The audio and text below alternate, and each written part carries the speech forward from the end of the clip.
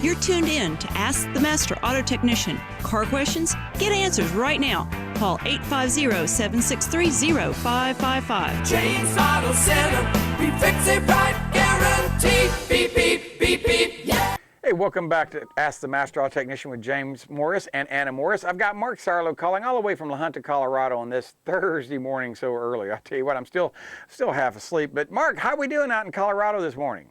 Well, we would like to classify that as windy, and the reason is during the night something moved in, we got a low, and right now we are seeing 60-mile-an-hour gusts. No, it is not a tornado, but there are several trees that are not tolerating the 60-mile-an-hour winds.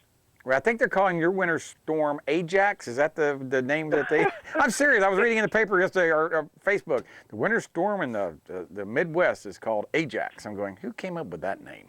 But Yeah, I think they decided that whenever it affected 1 million people, then they would name the storm. It looked like y'all were getting snow yesterday. I mean, because y'all are going to be getting a blizzard, they tell me. And I'm sure that's going to include you.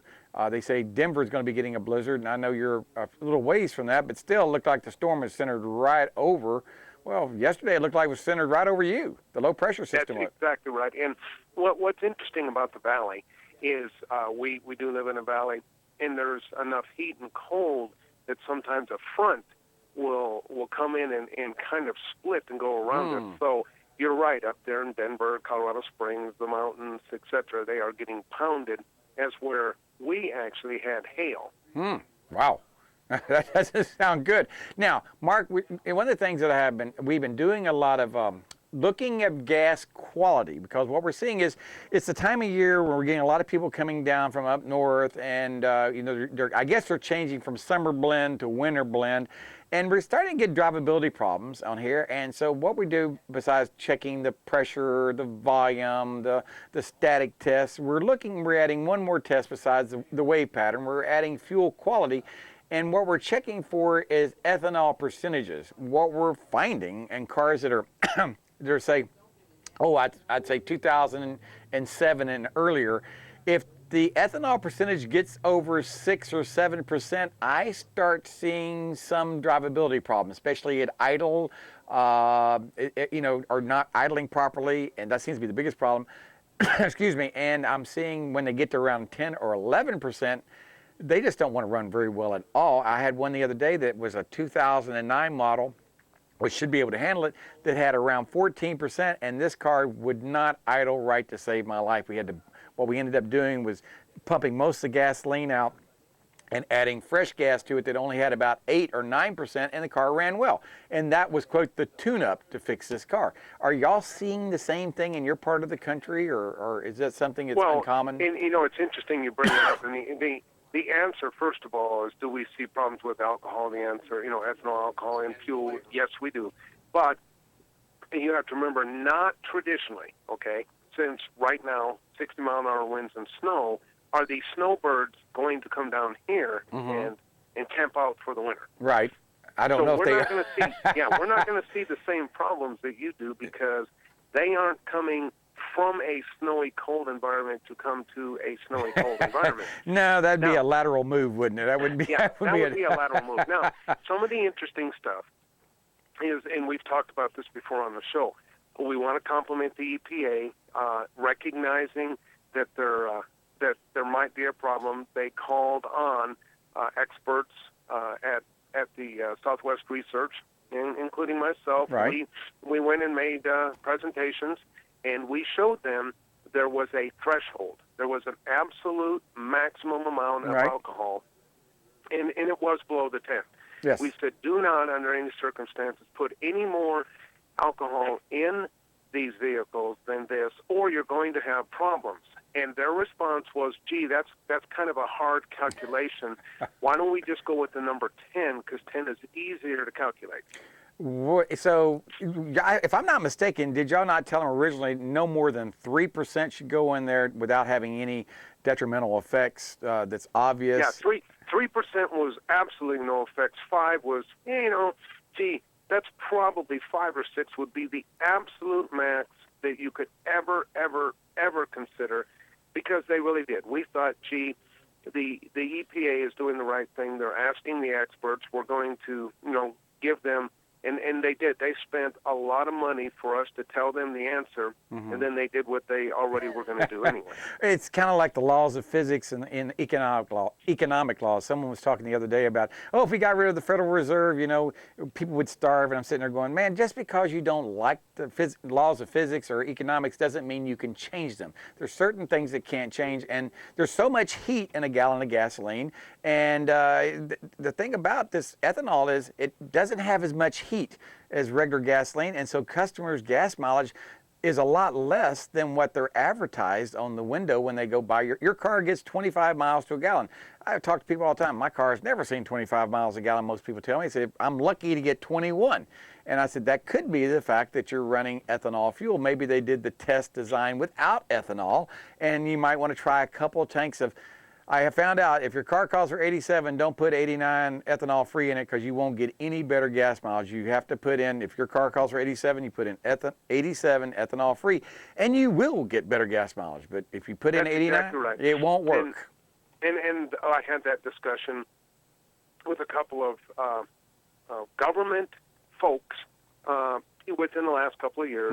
I told them that older technology cars, when presented with 10% alcohol in the fuel, typically can lose 20 or 25% as far as Gas fuel economy. Absolutely. And they said there's just absolutely no way, because they were trying to go absolutely strictly off mathematics, which says if 10% of the fuel is alcohol and alcohol has a 60% BTU rating, therefore the most that you can lose is like 2.8% of your fuel economy. And I said, that all sounds good on paper, but it's not the real world. That's right. And they said, they would argue with me, well, as an engineer with ethics and as much knowledge as I have, we can't believe that you would even think to say you lose that much. And I said, well, I find it hard to believe that you had your head buried in the sand and aren't looking at the real world. And they said, well, we'll just have to agree to disagree. And that's very much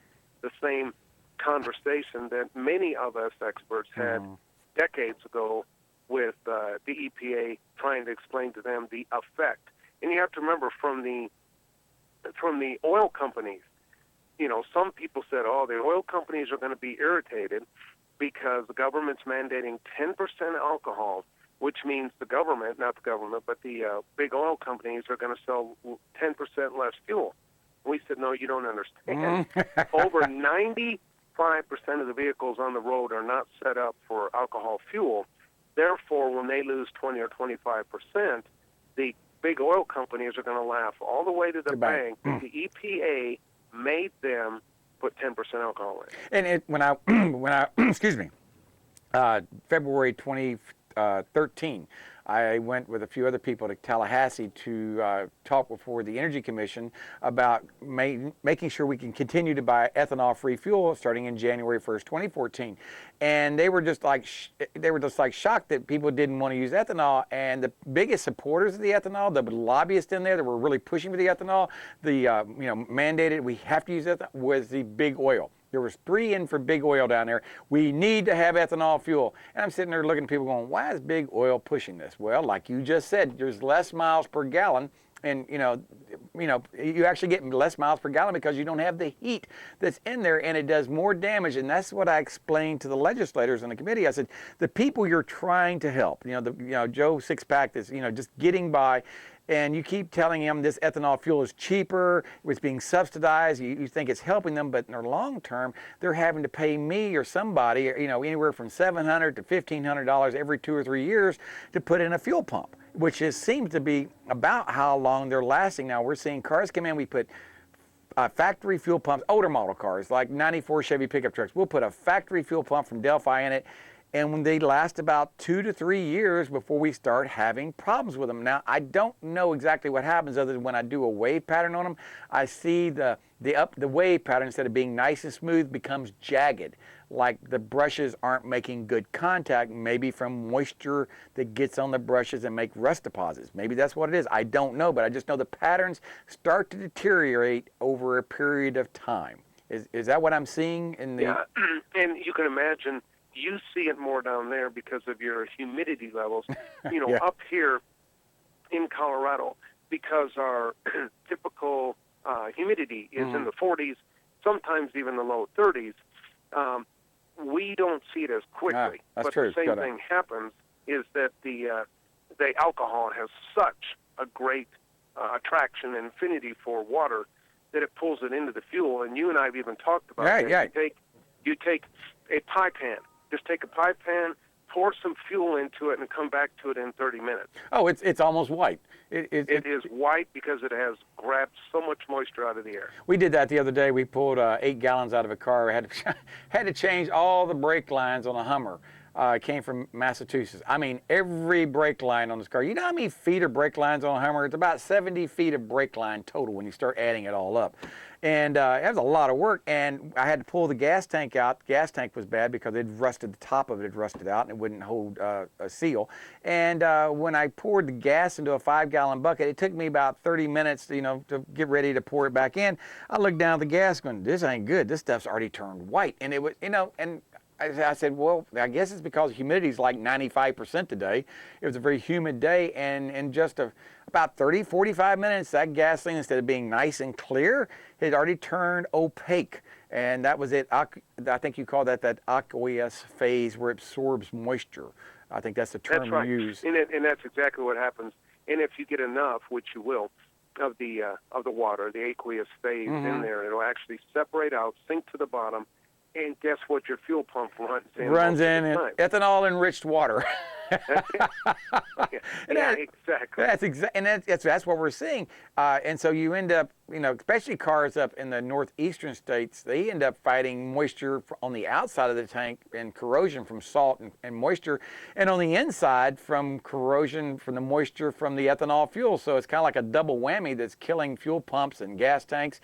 And that's probably one of the reasons they went from metal gas tanks to plastic gas tanks. Probably when they go into about 2000, 2001, somewhere in that general area, they started moving to plastic. And remembering one of the other major reasons was weight. To lighten it. Yeah. I mean, that's the main reason, weight. Yeah, that's the biggest thing. Yeah. It's like I mean, that really was the engineers, and I assure you, we could have never fathomed that the government would do what they did, which is mandate a high percentage, like 10% alcohol, because first of all, we knew better, and so it didn't make sense to us because we weren't. We got about 20 politically. seconds, Mark. Go for about 20 more seconds, and then we're going to have to go to a break, and we're going to be right back. And we've kind of beat this horse on ethanol to death. Is there something else you'd like to talk about, or you want to go some more about ethanol? Yeah, you know what? Let's shift gears over to an update on the VW thing. That's where I want to go. Thank you so much for bringing it up. Hey, this is James Morris Lowe, Mark Sarlo, and Anna Marie Morris taking your phone call this early in the morning on Thursday morning. Give us a call, 850-763-0555. And if the phone rings and we don't answer, we'll get to you. Just hang in there. We'll be right back. James Auto Center, we fix it right, guaranteed. Beep, beep, beep, beep, yeah.